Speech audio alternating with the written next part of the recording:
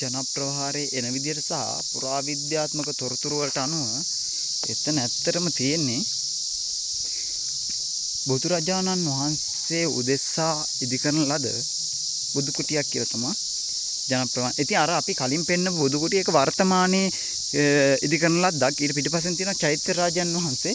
ඒ කෙලින්ම ඊට සමාන වගේ දුරකින් තමයි ඇත්තට මේ බුදු කුටිය පිහිටලා තියෙන්නේ. මේකත් ඇත්තම වර්තමානයේ වෙද්දී මේ නිදා හොරුන්ගේ ග්‍රහණයට නැතිලා තියෙනවා.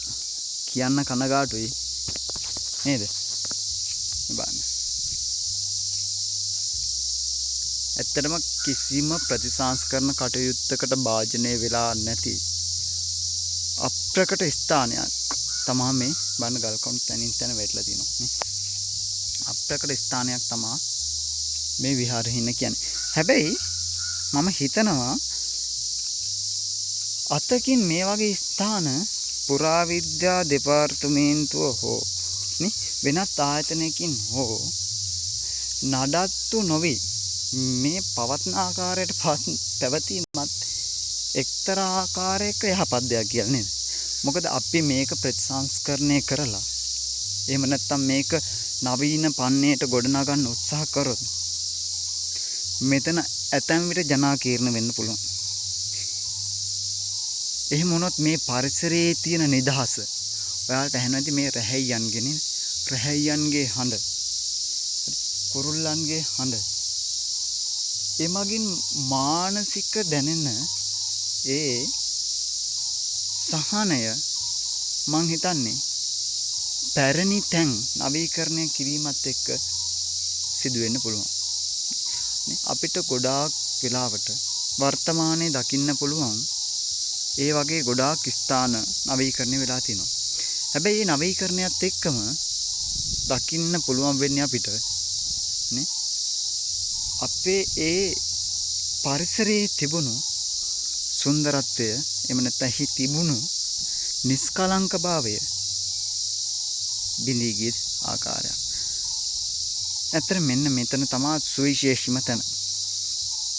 මේ තියෙන්නේ.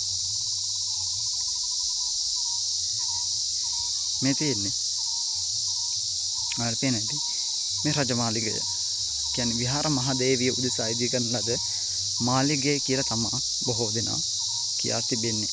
මේකත් ඇත්තටම ගරා වැටෙන ස්වභාවයක් තියෙනවා. ගල් කණුත් එක්ක. ඉතින් මෙතනත් අපිට ගත්තාම මේකෙත් කොටස් කිහිපයක් තියෙනවා.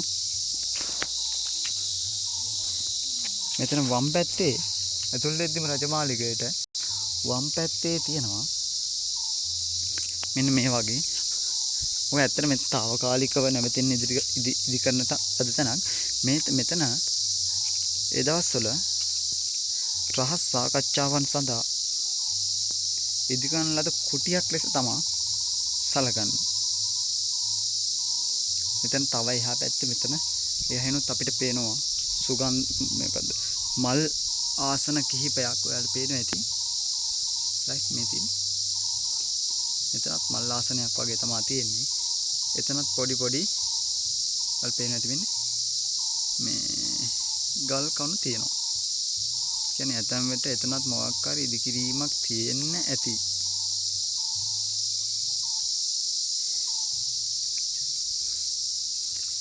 ඉතා සුන්දරයි. ඇත්තට මේ පරිසරය නම් විඳින්න ඕන පරිසරයක්. ඒකේ සුන්දරත්වය බලන්න. දැන් දැවැන්ත රෝක්ෂ ගස්නේ. මාලිගේ පරිසරයේ දැවැන්ත ගස් ආක්‍රමණය කරලා තියෙනවා. හැබැයි ඒ කාලේ නම් මේවා ගොඩාක්නේ ජනාකීර්ණව රජවරුන්ගේ පහස ලැබපු රාජබිසවරුන්ගේ පහස ලැබවු සුන්දර බිමක් වෙන්න ඇති. හැබැයි අද වෙද්දී ඊතා නිස්කලංක ඊතා රමණීය ස්වභාව සෞන්දර්යයේ ආකර්ෂණීයත්වය මොනවට පැහැදිලි කරන ඊටාම සුන්දර ස්ථානයක්. ඔයාලට පුළුවන් නම් ඇවිල්ලා බලන්න. ඇවිල්ලා විඳින්න මේ පරිසරයේ තියෙන සුන්දරත්වය.